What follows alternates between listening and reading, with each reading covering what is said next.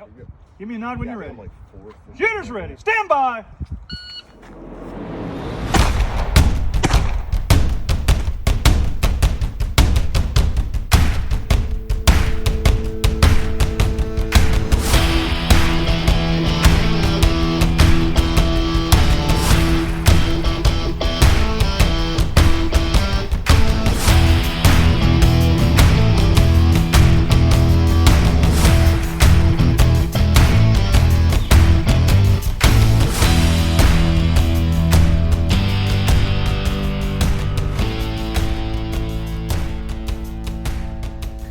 Hey everyone, it's Matt Gunlock from Bullets and Bourbon. I'm joined here with my co-host Frank Gow, and I have a very special guest, Kelsie Meade. Now, Kelsie and I, we met a few years ago whenever I got this harebrained idea to bring the team over to the strength and conditioning trainers over at Quantico on Main Side out at the HIT Center. And I was like, hey, I want to blend movements that we see in competition, and I want you to kind of start training us toward those movements, the explosiveness, the strength, and just start getting us in shape. And in that first season, I saw a lot of benefit. I saw a lot more flexibility, a lot of the stretching that we did, and a lot of the one-on-one training that we got, I would say, was extremely beneficial to the preparation that we encountered that season. And a lot of it came down to Kelsie just helping us build that program up. And the team has kind of continued that legacy of continuing to go and get the training that they need. So before I go any further, Kelsie, can you kind of introduce yourself and give us a background? Sure. So I've been at Quantico for almost 4 years. I got there in January 2020. And before that, I was with the Navy for 3.5 years as a strength coach. And before that, I was with the Marine Corps again, but at Cherry Point. So I've been doing the tactical side of strength conditioning for a long time, but I've actually been in the Division I, like athletic setting for even longer. I've been a strength coach since roughly about 2010. And I went and graduated and then worked for a little bit at the University of New Hampshire as a strength coach before going and getting my master's degree at Boston University, which was really cool. So I've worked with a lot of really great teams and a lot of really great athletes. But I wanted something different, and the military just seemed to really fit. Like, it was really what I was looking for. And it's been fantastic.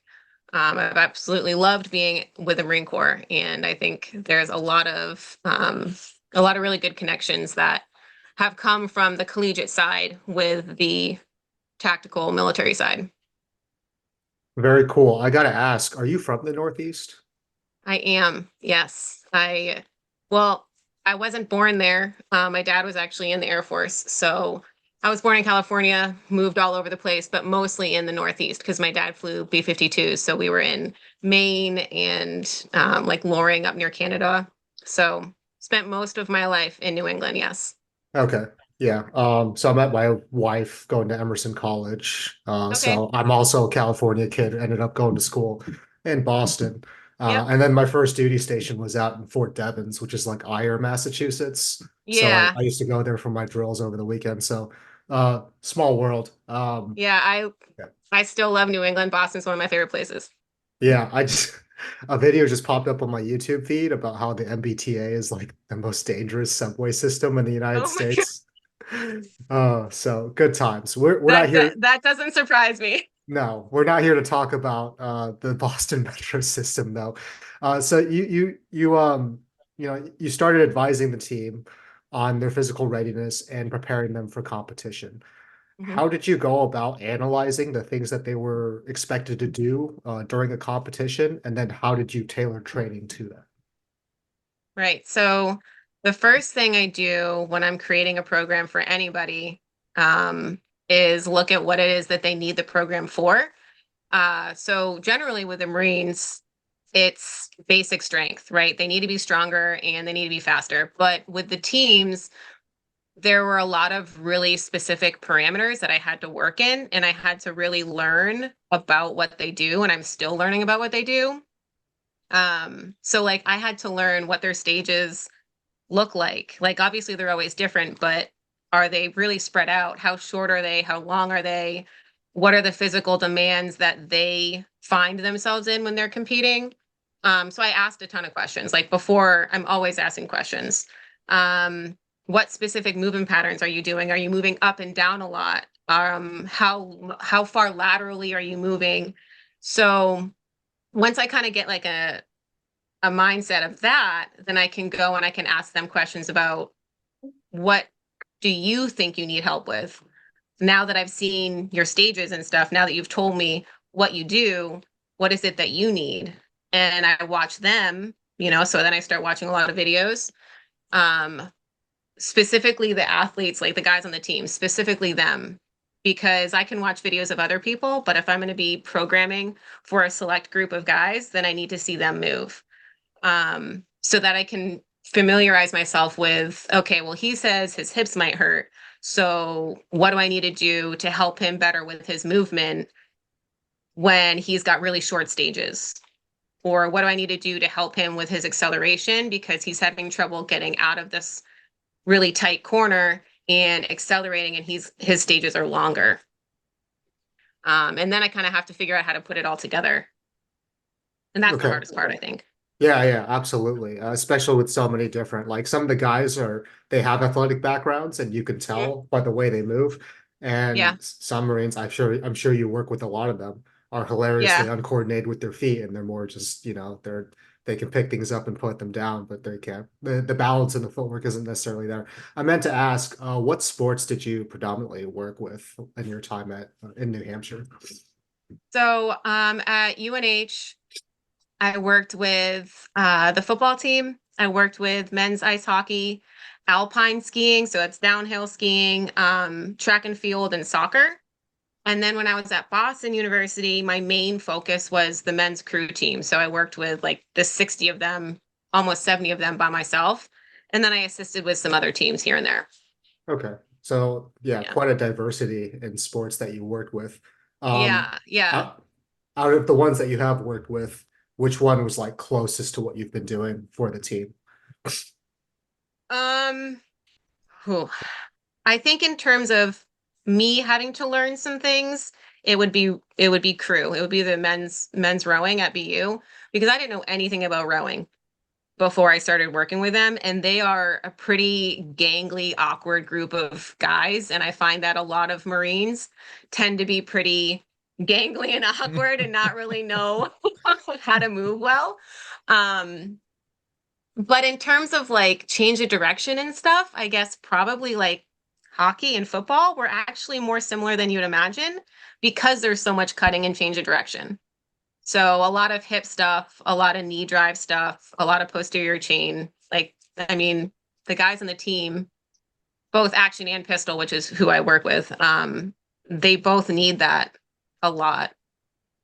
All right, I gotta just add something, and you talk hockey. Who is your team? For ice hockey? Yeah. I'm a Bruins fan, obviously. I figured you were gonna say that. Last time Bruins were any good was back in like 2012, whenever they had Tim Talbot. I can't remember his last name. They're doing pretty dang well this year, though. Are they? Yeah. Okay. Yeah, they are. The Patriots are really the team that are doing terrible. Oh my God. Right I went to go see them last Thursday, and thankfully they pulled off the win. But when I bought that ticket, I was in such a different frame of mind. I went into the season with so much hope. But the good thing about being a Boston sports fan is that at any given moment, one of those teams is going off. It's so rare that all four of the professional sports teams are in a pit of despair like the Patriots are right now. You learn to deal with heartbreak as a New England sports fan, though. I view like Boston sports teams, like in the fans, almost as if I view like English soccer fans, football fans. Like if they don't do well, like they're pissed off, they're getting ready to fight, and brawls break out. And it's like you have to leave the stadium minutes before they release so you can miss all the fights. Yes. I've been in plenty of crowds with like riot police and stuff like that, just because I was there. Both times the Red Sox won the World Series. I mean, I've never experienced anything like it. It's wild. So in some of the analysis that you've done for the styles of competition that both the three gun guys and also the pistol team compete in, Mhm. how'd you go about breaking down some of the movements and exercises that would benefit them the most? And what would you say has yielded like the highest, I guess, rate of success in terms of what you worked with them on? So a lot of things are the same. A lot of the stuff that I write for the guys is the same. Their acceleration, deceleration, change of direction, those are all important for both of them. But I think the biggest difference is their length of stages and the side, like the layout of the stages. And so when I write their programs, the biggest difference that I find is pistol tends to have, or what I've been programming is that they'll tend to have more hip mobility and like quick change of direction stuff and like single leg knee dominant stuff. Whereas for three gun, I would have them do a lot more knee drive and hip drive work because their stages being spread out more lets them almost be a little, they don't have to be as quick out of the pocket in their change, but they need to be stronger longer. So I do more sled drive dominant, like knee dominant stuff. Whereas with pistol, they need to be able to change really quickly and like get out of that bottom position really quickly, I think. So the biggest difference in my programming is really their conditioning that I give them and then some of their accessory stuff.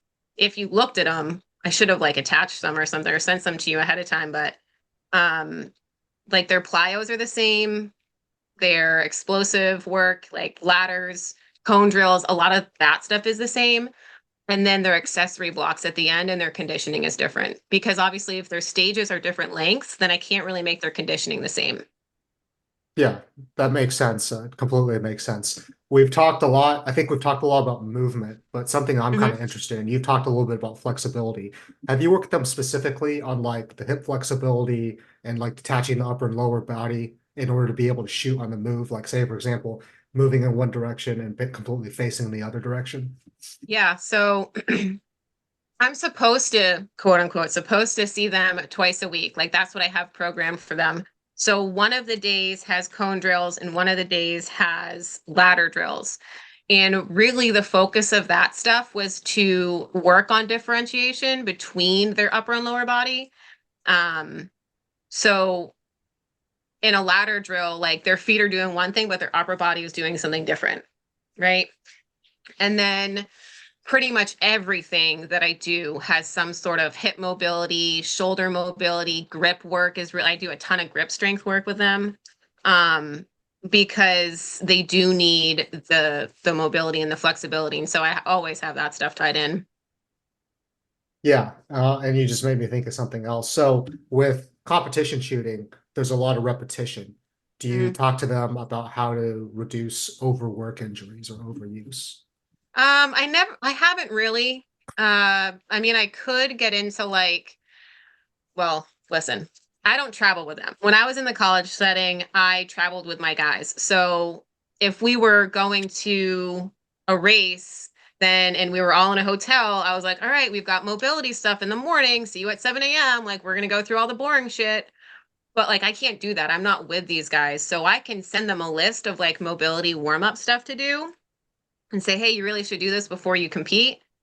And if you have a long time between stages, do it again. But I can't really make them do that.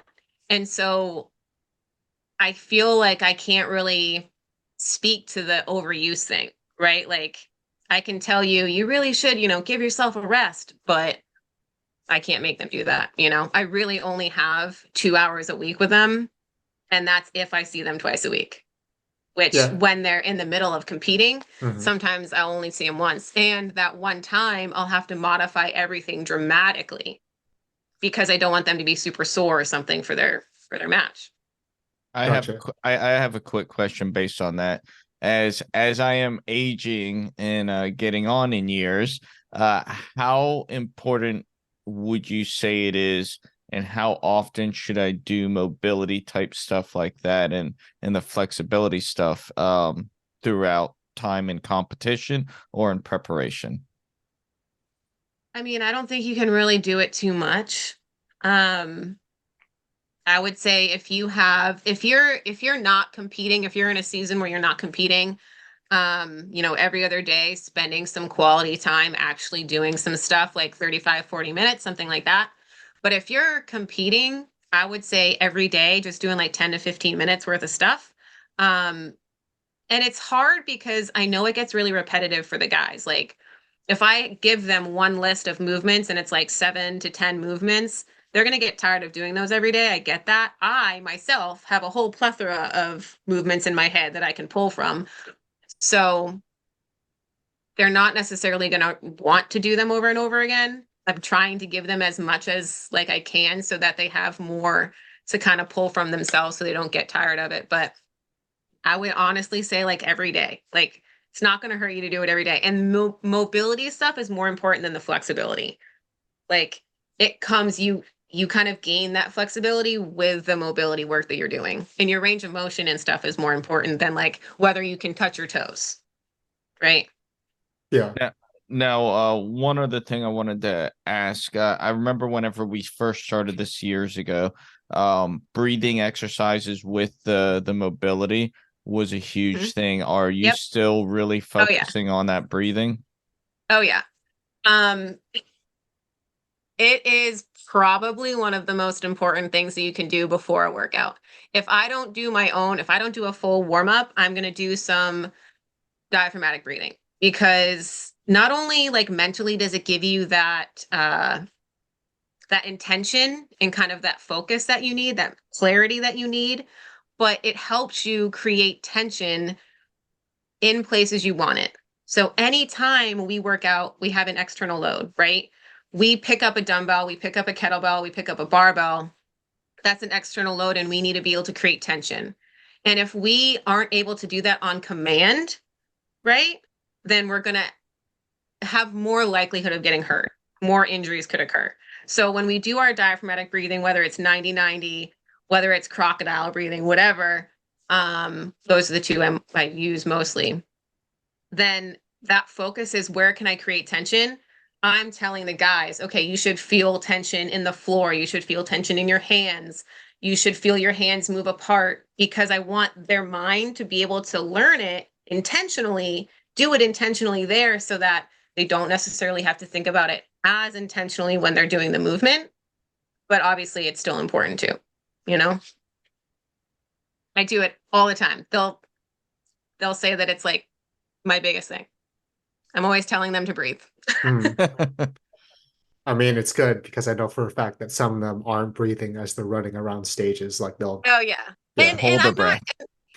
which there isn't necessarily anything wrong with if they know kind of their breakdown steps and where they need to hold and where they need to breathe, because it is your heart rate is a huge deal when you're trying to pick up a target and still your body to be accurate, right? So I'm not going to be like, oh, don't hold your breath. Like it's more about the creating tension through your body and being able to draw that focus where it needs to go.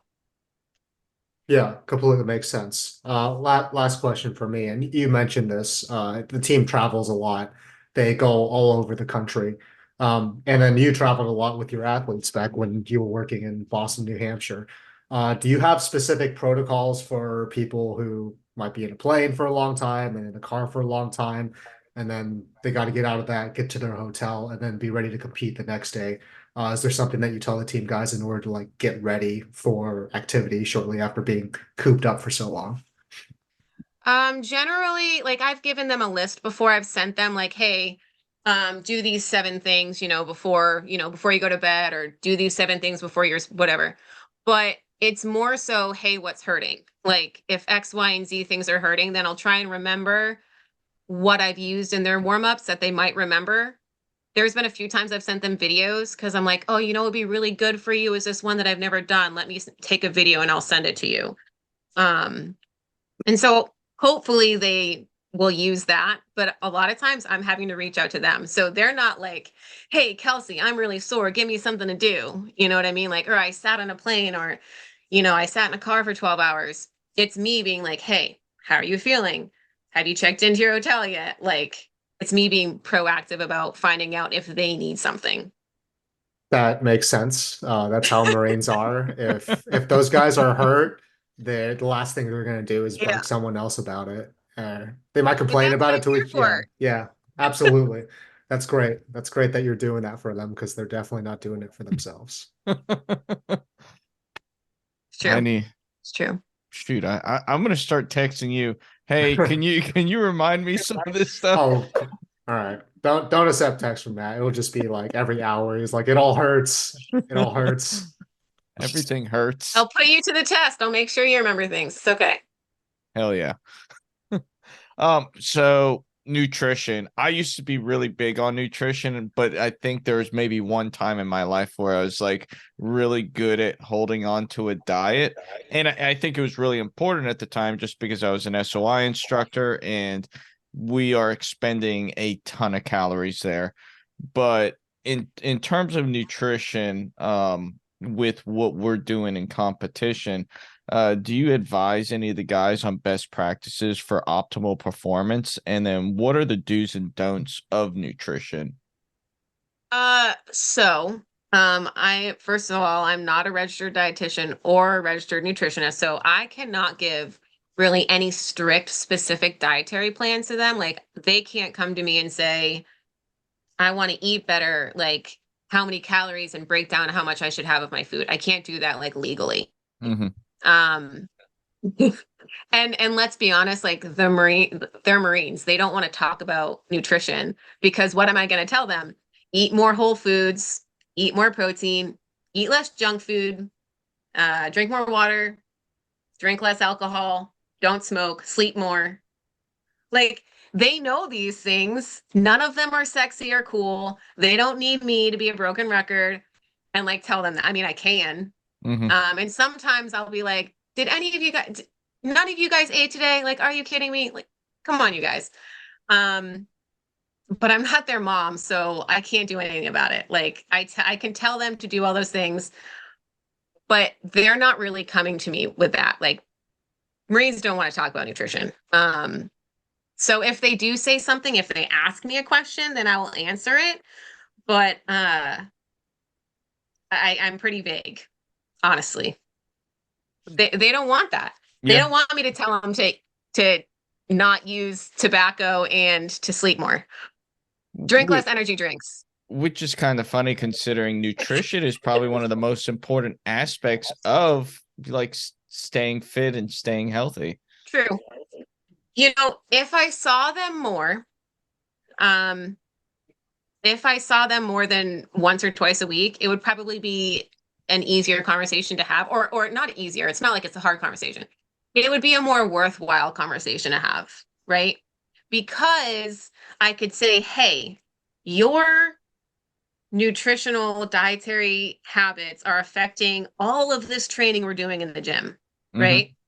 But because I only see them once or twice a week, you don't get I can't that. really say. Yeah. Yes, is it? Sure. But like to what extent? I don't really know. Mm-hmm. You know, none of them are out of shape. I can't say, oh, you guys are all overweight. You know what I mean? They're not. Right. So I kind of leave it up to them. I may give them shit from time to time for something that they're eating or for their energy drinks because I hate energy drinks. But I drink copious amounts of caffeine, but I hate energy drinks. So at my worst, I don't drink energy drinks anymore. Like I'm completely off of them. And a lot of it came down to I'm off of the drugs. Well, I drank when I was an SOI instructor, I was drinking up to 12 energy drinks a day. Shut up. Dead serious. Yeah. And you can't tell her things like that, dude. Don't tell her how bad it is. Well, don't put numbers there. And quite honestly, what got me off of it is like heart palpitations. Were you passing out? I did not get that, but a friend of mine did. And he ended up having to get a heart transplant, and he ended up dying. Intense. He died a year later. Oh God. So that was a lesson learned. I would say so. Yeah. Kind of moving on from the darkness. Yep. Yeah. Supplements. I tend to stick to just protein powder, multivitamin, stuff like that. Would you say that's a good approach, or there are any benefits to taking any other type of supplements out there? Okay. Again, I'm not a dietitian, right? Right. I think that supplements are really specific, right, to the person. Like vitamins, minerals, taking stuff like that, it's very specific to the person. Um, but I can give you like my personal thoughts, right? So I think if there's anything that people should be taking, it's vitamin D and magnesium. And I've talked to some of the guys about this before, but pretty much everyone's deficient in vitamin D, especially during this time of the year, but also year round. And specifically like a vitamin D and K2 supplement because they help each other with absorption. Magnesium, if you don't know anything about it, basically affects everything that happens in your body. Like everything. All the hormonal processes that take place in your body are affected by magnesium. So those are like the two that I think are the most important, like over a multivitamin, because in reality, like I don't love multivitamins. I don't take one. If you've ever looked at the nutritional like facts on them, you've got like 2000, percent of your daily value of like all of the vitamins, right? Do you know why they do that? Hmm. They do it because you're gonna like get rid of half of it. Like you're not even gonna absorb 75%. Don't quote me on that number. You're not gonna absorb most of that into your body, right? Because a lot of the vitamins and minerals interact with each other in a negative way. And so they inhibit absorption. So I never really take a multivitamin. I take vitamin D and K2. It's like a liquid drop, magnesium and iron. And again, those are specific to me, but pretty much everyone can benefit from vitamin D and from magnesium. In terms of like protein powder and collagen and like creatine and stuff like that, they're all really great. Most people could probably benefit from them. Not everyone necessarily needs them all. Probably collagen would be the most important because it's got more like long-term total body effects. And I would tell people that they should be getting their protein from food, not the powder if they can. Right. And if they're not working out every single day, they probably don't need creatine, even though, everyone loves to take it. So yeah, I mean, it's very specific to people, but magnesium, vitamin D, K2, collagen. And I don't take collagen or creatine or use protein powder. Like I should. I'm not perfect. Your coach is not perfect. I probably need to incorporate creatine and collagen into my daily supplement intake. But yeah. No, that's interesting. I would have never thought of some of those things, and I think I'm gonna actually kind of look into some of them. So if you look into magnesium, there's a million different kinds. And by a million, I mean there might be like 12 different variations of magnesium, and it's how the magnesium is like made essentially. And they all will help with different things. So like if you want help with sleep, or you want help with anxiety, or you want help with whatever, there's different forms of magnesium that will affect those things more. Well, I need one for sleep. Okay. Well, I can tell you the ones that I'll let you know what I take. I'll have to go look at all the, the bottles and whatnot, but yeah, I'll let you know. Okay. Yeah. I'll hit you up tomorrow. Okay.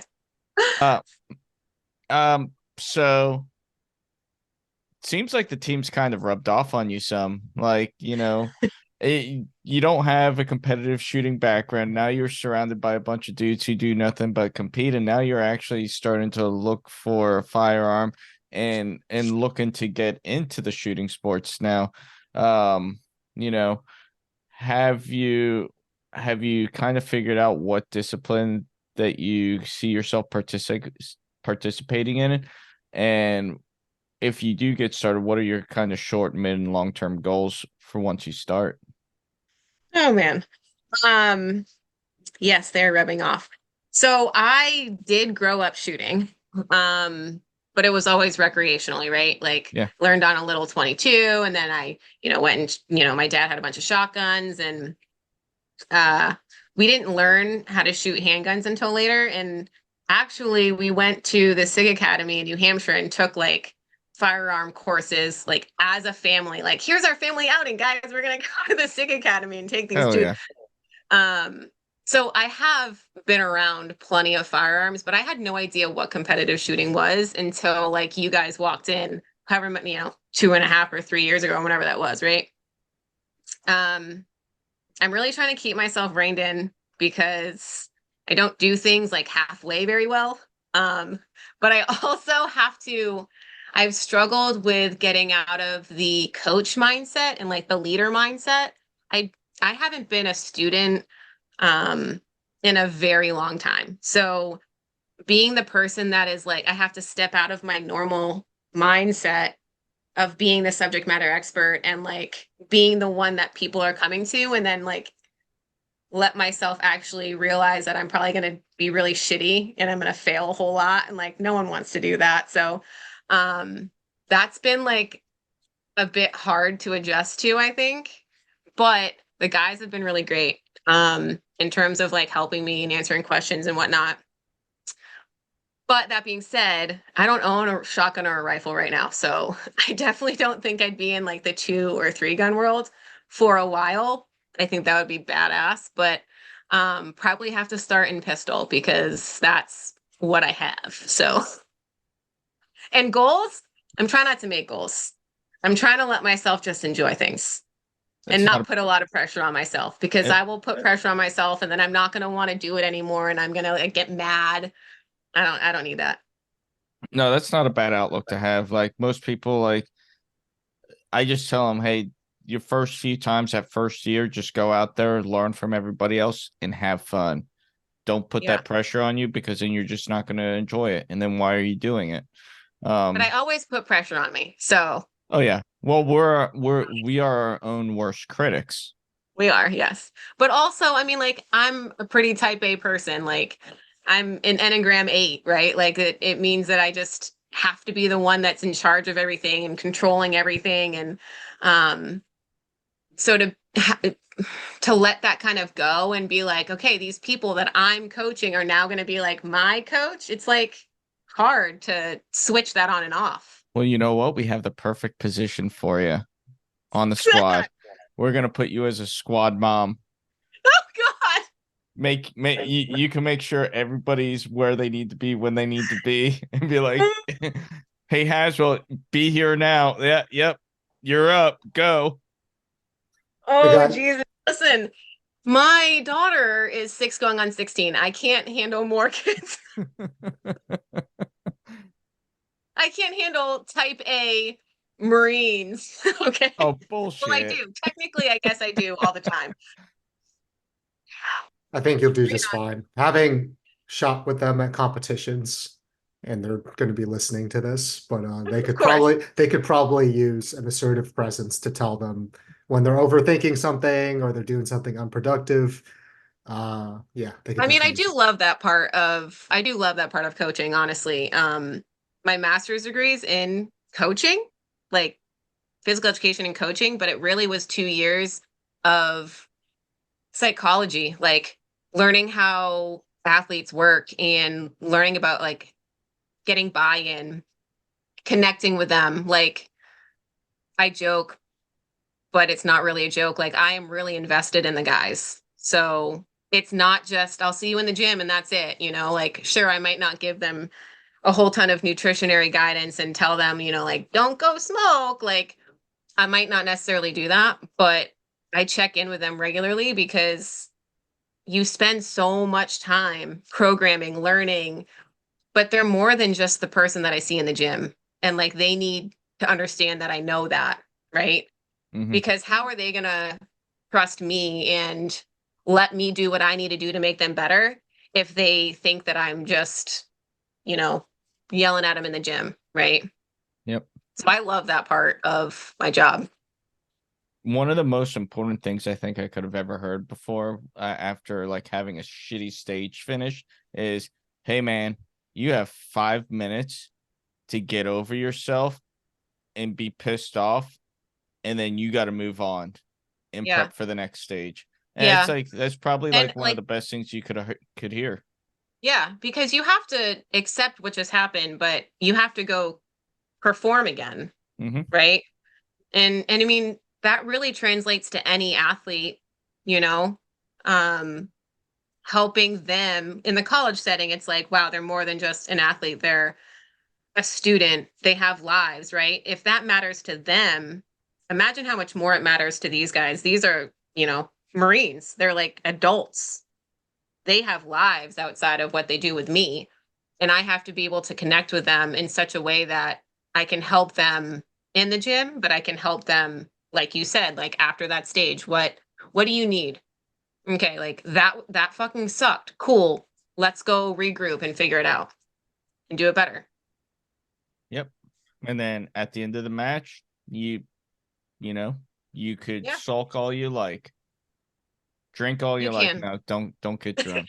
Now you don't ever want to get drunk in an upset mood. But no, I mean, it's just you can release it however you like once everything's all over, but you have to still be able to maintain that focused mentality.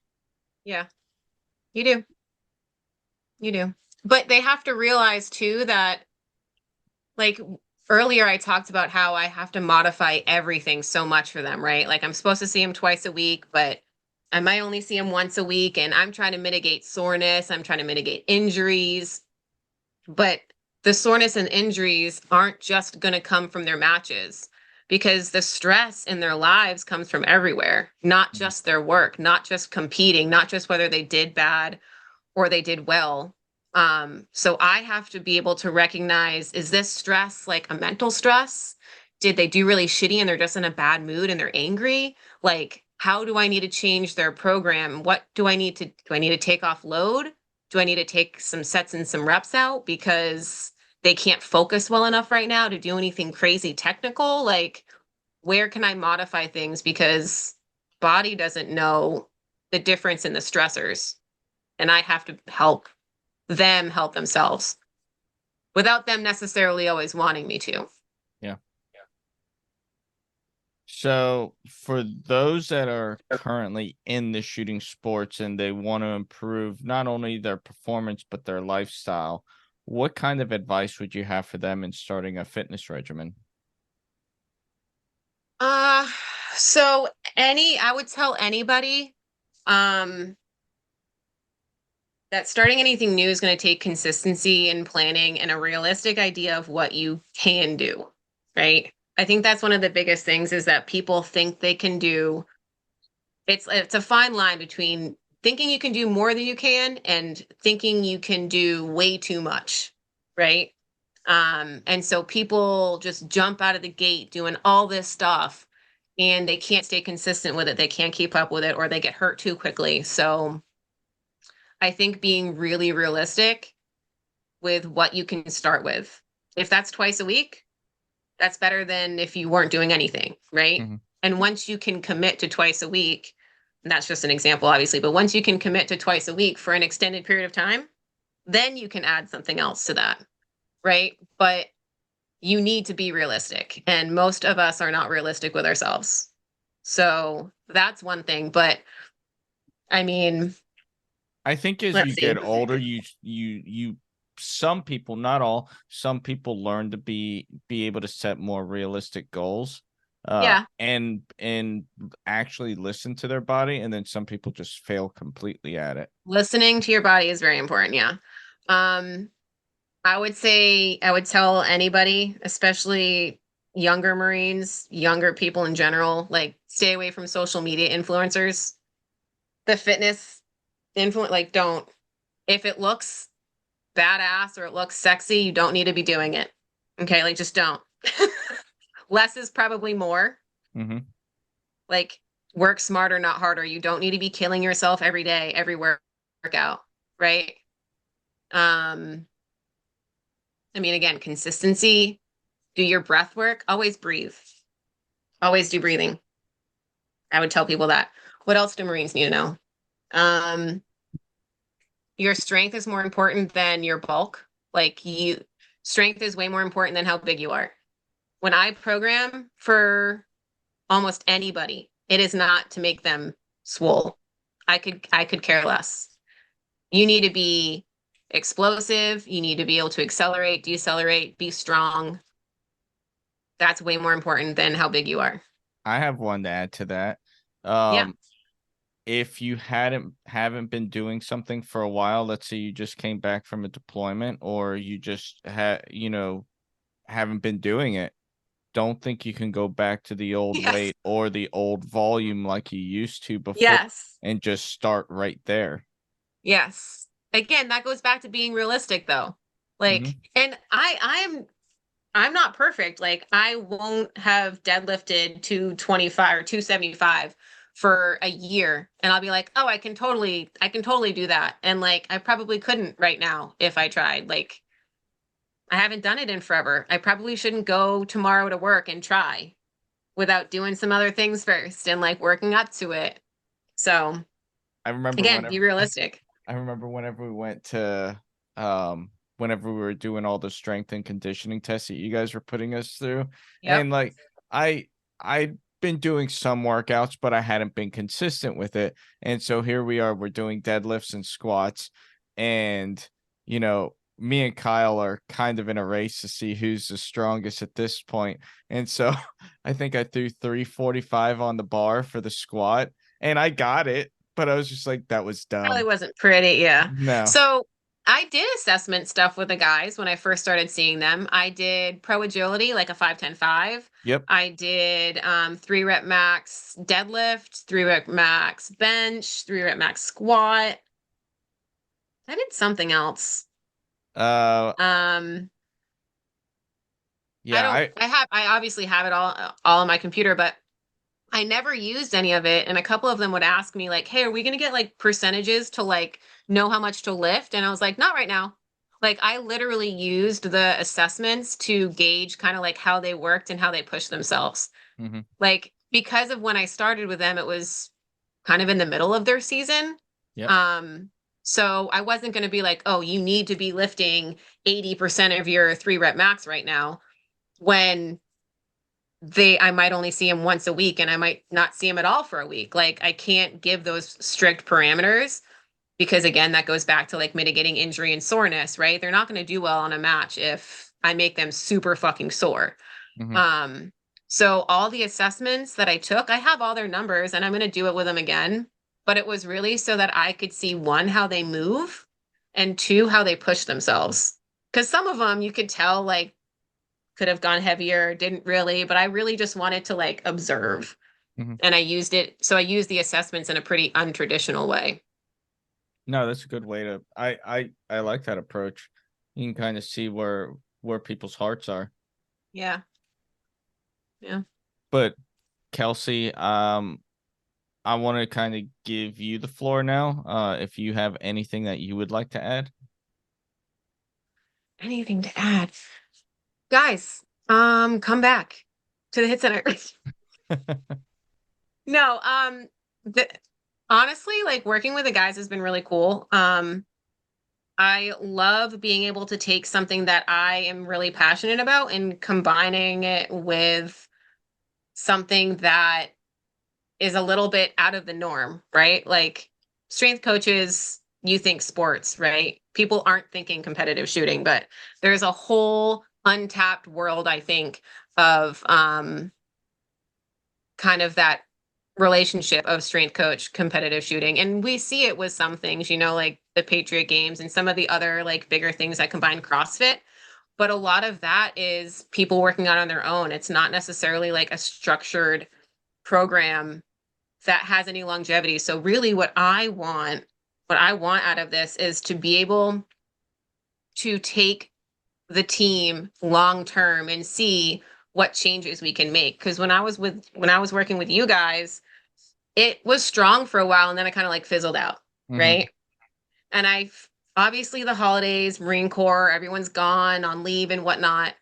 I know nothing's going to happen right now. We were so strong for a while, but it was in season, and you can't grow in season. You can't get stronger in season. In season is for maintenance. Yep.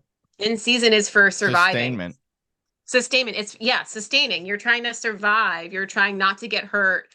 It's all about mitigation, which is true in the collegiate world as well with regular sports. But I want to see what we can do in a quote unquote off season. Like, what can we do if these guys are consistent and coming regularly and like committed? Because you can be consistent and not be committed. Like, you could give two shits if you're there twice a week and you're just kind of like going through the motions.